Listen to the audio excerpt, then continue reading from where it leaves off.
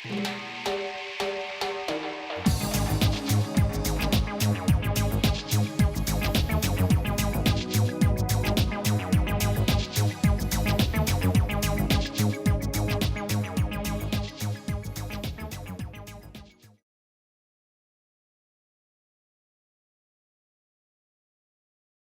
you very much. Thank you for having me here. I'm going to tell you a little bit about Fusion, show you a couple of videos so that you don't sleep, and then take any questions that you'd like. So Fusion is a joint venture between the Walt Disney Company and Univision. And we did a lot of research to try to find out what diverse millennials in America want for their content, how they consume media, and how they want their content. And this is what we came up with. I'll show you a video.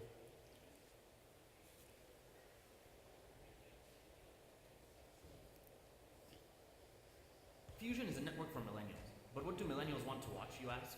Well, millennials are socially engaged, and 25% of us are Hispanic. So Jorge Ramos, one of the most influential journalists working today, takes a bold and uncompromising look at some of the issues that matter most to us every week on America with Jorge Ramos.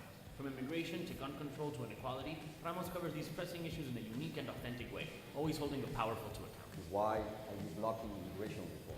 It's been almost a year since the Senate passed. Yes, you're president. Yeah, you could bring it to a vote and you haven't. Millennials are also very concerned with social issues, and are progressive in their thinking about them. We account for 20% of same-sex couples, and we're all about women's rights. That's why every night, Alicia Menendez delivers her insightful commentary on issues concerning women, sex, and politics on AM Tonight. Most of our discussions about female executives center around the glass ceiling, but have you ever heard of the glass cliff? Fusion's coverage of relevant issues doesn't stop there. Its documentary unit covers a wide array of topics, from education to art, in an in-depth style, and its investigative team is uncovering important stories. I've been stopped by the Miami Garden Police Department for trespassing more than 200-something times. But Fusion knows its viewers also care about what's happening around the world, and it is following the biggest stories abroad, especially those where millennials are involved, like the youth protests in Venezuela and Brazil. Opposition leader Leopoldo Lopez dared to show his face. Millennials also care deeply about leading meaningful lives. From highlighting the wisdom and expertise of luminaries from previous generations to showcasing young entrepreneurs who have started unique businesses, Fusion also covers the stories that are inspiring to us. You can have a rich life while not being rich. Millennials are funny and they are passionate, so Fusion's content has a healthy dose of both humor. Tonight I have the honor of responding to the President's State of the Union address. My response is... and passion. But above all, Fusion is about denouncing inequality and promoting free speech. It's about defending diversity and opportunity and standing up to bigotry and discrimination. It's about explaining the world through the lens of our generation and making things better. This is Fusion. So there are 80 million millennials between 18 and 34 in the US today, and 40% of the eligible voters in the next election are going to be millennials. So it's a very interesting psychographic for all of us to be thinking about. We were looking at how the United States looked in 1971 when I was born. And this is how the US looked. And there is a huge demographic shift happening today. And in 15 years, there's going to be more diverse people in America than white people. Of course, we have been improving the way the US looks, very much so. It's getting younger, it's getting more brown, and it's definitely making some people very scared, but it is becoming multicultural, more diverse. It is getting absolutely more interesting. So I was looking at the census card, and my father's family is from Poland. My mother's family is from Russia. I was born in Bogota, Colombia. I'm Jewish, Latino, and gay. So which box am I supposed to check? And there needs to be a group of people that at least sit down and rethink how we're going to keep on putting labels on people. Because there will be Dominipinos, Mexicans, all kinds of different combinations. that we are going to have to embrace. Today, if you look at a K-12 school, 50% of the kids are already non-white. Please imagine this. This is the United States. 50% of the kids in K-12 school are already non-white. Who's talking to them? Are the people creating the content aware that this is the way America looks today? Is someone in Wichita, Kansas, or in Milwaukee aware that America is a diverse country today and it doesn't look the way it looked when they were born? We're not sure. So we were looking at how to reach this new generation. How do they consume media? And there's a big shift. There used to be a stickiness model where we had our own television station and we were waiting for everyone to come and watch. And now it's all about spreadable media. It's all about reaching the audience where they live. So for people that are in legacy media companies, this is chilling. This is where kids graduating from high school spend their time today watching content. So imagine if instead of going and chasing these kids in Facebook, in YouTube, in Snapchat, in Instagram, instead of doing that, imagine what happens if you just wait for them to come and watch. It's a completely different game. Things have changed dramatically, and they're not going back. Today at Fusion, if you go to Snapchat in the Discover app, we are there. We are producing 5 stories a day for Snapchat. And we are, it's right there. And we are producing stories in Portuguese and in French. When we did the Fusion business plan 2 years ago, there was no Snapchat. We didn't even know that this was going to happen. So if you don't have the flexibility, the adaptability to produce for all different platforms, to embrace new apps that are coming out, and to know that you have to go and chase this demographic and be generous with your content and let it spread, you're going to fail. So let me show you a little bit of what we're doing in original short series for Instagram and Vine and Snapchat. We can now watch the video.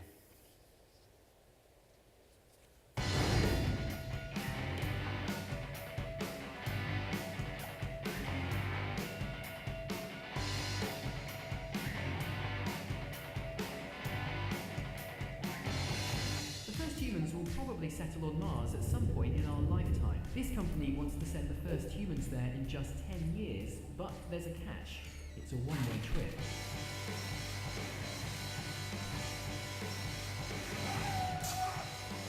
That's a problem.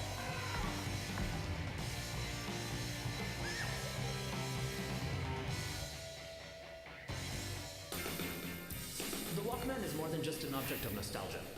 It actually had a huge impact on the way we listen to music today. It's time for the ABC and double D's of the history of the bra. Before you can change the world, you've got to be able to imagine other possibilities. Today's generation are seeking a different set of images. People don't really get to see a lot of the behind-the-scenes stuff that actually take place. They kind of just think that it happens overnight, but it really doesn't. It's a work in progress. My name is Jonas. I'm fascinated by the things we wear, from the eccentrics to the storytellers. I'm going to walk a mile in their shoes. So, we're going to place this on your hat. How's that feel? Well, that's interesting. Even though we all have the same dream, there's not only one way to go for your dream. My name's Addie, I'm 11, and I dance to dubstep. Now this is Fusion. So how are we creating this content? After 2 years of research and listening to kids all over colleges and high schools, we came to the conclusion that we needed to have 4 pillars as our lens to produce this content. The first one is humor, because humor is the currency that this generation uses to communicate. If you see the Facebook wall of these kids, they are now all trying to be funnier than the other one. And all the YouTubers that are doing amazingly great are people that are funny. Maybe we don't get the jokes, but it's funny to them. The other one is context, because they are not going to go to a television station to watch breaking news. Breaking news happens on Twitter. The opinions from their friends about breaking news, it's happening on their Facebook pages. And if it is something so interesting to them that they want to watch the video, maybe they're going to go and click and watch a YouTube video of the breaking news. So if we want to be part of the game, we need to give them more than that. We need to give them context. The third pillar is journey, is taking them to places where they cannot go and tell the stories like if they were listening these stories from their friends. Not if there is a news correspondent with a microphone like this saying, and reporting from da-da-da. They don't buy this bullshit. They have an amazing bullshit radar that allows them to know what is authentic and what is not. And the fourth pillar is one that here in Spain you can understand well. It's cojones. If you have no cojones, you have no chance. You need to be ready to be authentic, transparent, own your mistakes, and tell things the way they are. For millennials, the most important issue is that they relate to the content because it's authentic. If they don't buy it, if they don't see it to be authentic, they won't watch. We have an amazing investigative unit producing all kinds of content for them, and we'll show you a little bit of what we're doing there. Gold is really fueling slavery, violence, corruption. They are the merchandise, bought, sold, and traded by a vast international network of human traffickers and pimps. There's bullet holes just riddled. You're able to see what threat is coming, where an officer has to make a split decision on something. A catastrophic IED that went off and had to actually pull the bodies out, the body bags, and load them in so they can take them to mortuary affairs. Money, all capital P. Y salió en el aeropuerto un grupo de pandilleros me secuestraron. It's time for this industry to have what I call a come to Jesus moment. It's right now. Yes, it is.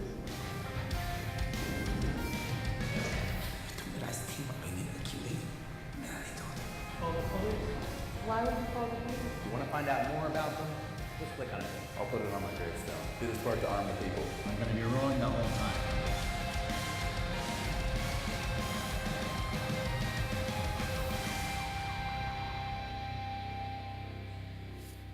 Anybody wants chicken for lunch? Passion is critical. They believe that they can change the world, and they are used to communicating and expressing their opinions with a like, with a retweet, with a share, and they're activists. Millennials are activists. That is why you see today that there are youth protests all over the world happening and putting governments, dictators, and people that are corrupt in problems.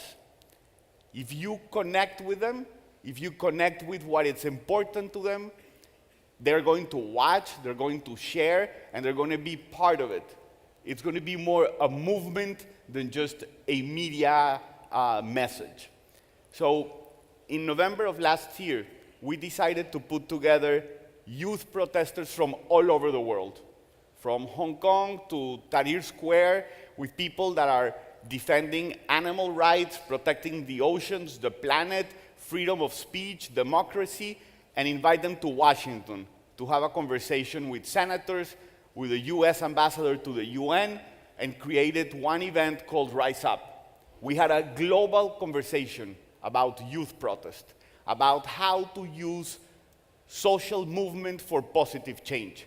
And there were 7 million people from all over the world watching that. We produced 130 pieces of content that were from documentaries to a song that we released in iTunes and gave the proceeds to UNICEF. So we'll show you a little bit of what we did with Rise Up. And you can go to fusion.net and check the content there. But it gives you the idea of how content needs to be passionate and needs to be engaging.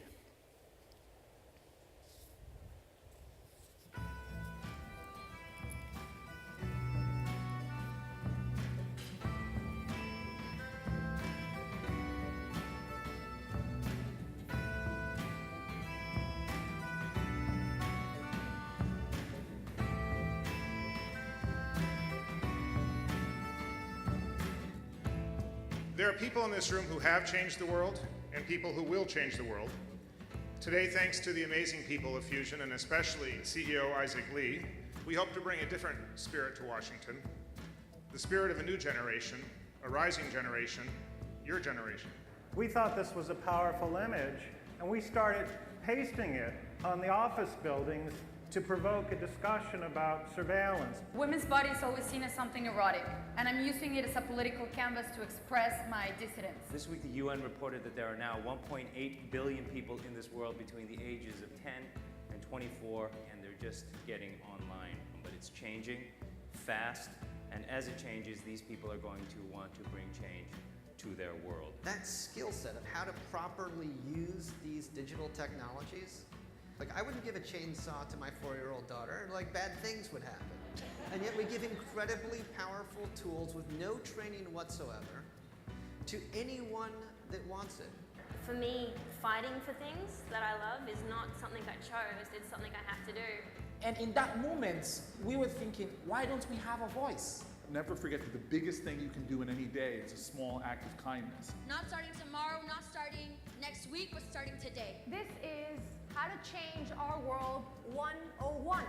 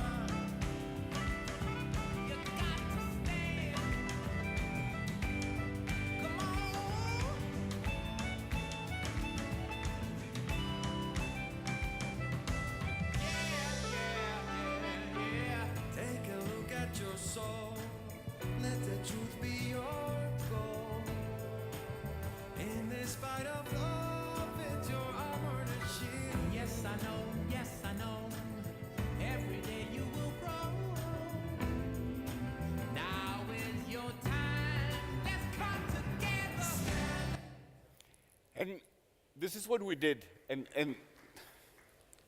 parece muy bien que les emocione. This is what we did. It is approaching it in a 360 way. It's not an event, it's not social media, it's not a documentary, it's not a movie, it's everything. It's one issue and how we're going to use that content and have it in all the different platforms and make it music, make it shareable, make it something that they can watch with their friends. It's long form, it's interesting, it's a documentary, it's all of those things together. And before I finish, I want to show you one of the things that we have seen is sharks. We are killing 100 million sharks a year. And there's a crisis. It's going to become an extinguished species. And there are not enough reserved marine, protected marine places. So we're doing an expedition with Sylvia Earle, who is the world's most important oceanographer. And we're going to Cocos Island. And we are bringing 4 amazing girls that are content creators. But instead of watching things like if you were looking a boring program, etc., they know how to create content for them because they are millennials. This is how they feel. So I'll show you a small clip of this girl, Madison Stewart, who created this video for Rise Up and for the expedition that we are doing. And you will see, you just cannot stop watching because she's courageous, she has cojones, and also because she's very, very passionate. So I'll show you this video, and if anyone has any questions, I'll be happy to answer.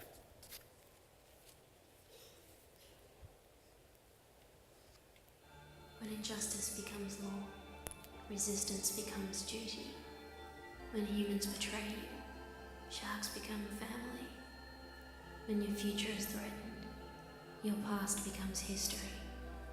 When authorities destroy your world without even stepping foot in it. When you have to give up everything you could have to save what you once had. When you love an animal, the rest of the world fears. These are the things that make a person real. We define who we are by defining what we are willing to fight for. One day, you may be faced with an injustice and it may seem impossible. And you can choose to walk away and sit in comfort while watching our world burn. Or you can rise up and fight for what you love.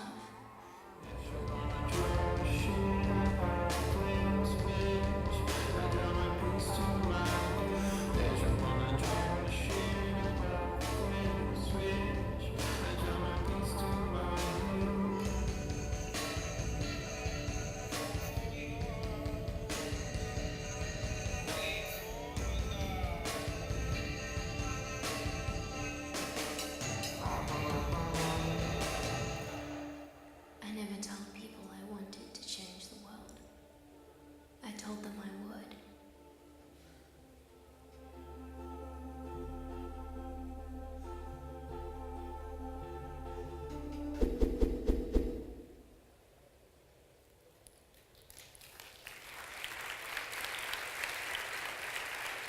Gracias. ¿Alguien tiene alguna pregunta? Por favor.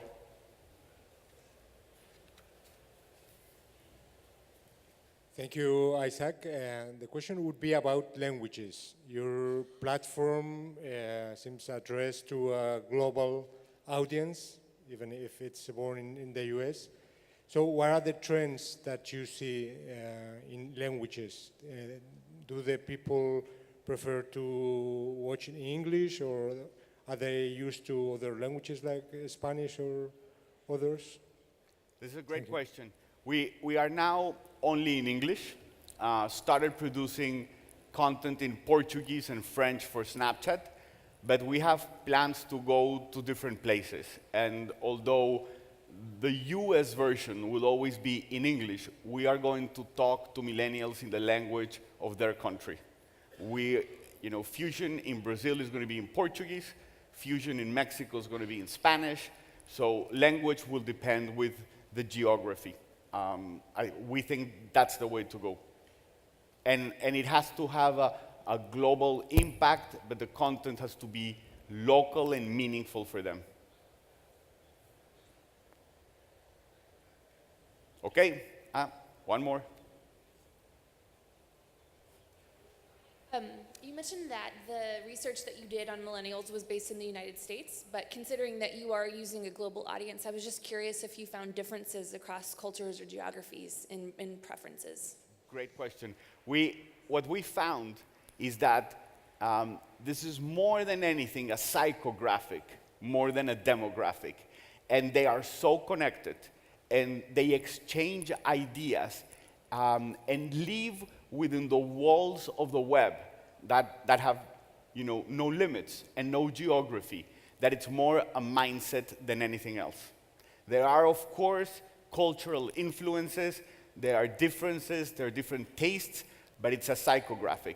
They feel very clear about not wanting bullshit, not wanting overproduced things, sharing their content, embracing humor, believing in the environment, wanting to have a voice, and that's why you see them out with these youth protests, not being afraid. Some people believe that millennials are more materialistic, selfish. We feel completely the opposite. If you see today kids that are graduating from college, it's the first time that they want to go more to Teach for America than Goldman Sachs. There are many positive trends that we see happening there, and that is happening all over the world. Of course, there are nuances. Of course, you need to tweak and understand what's going on in each country. It's not the same to talk to millennials in Norway than in Mexico.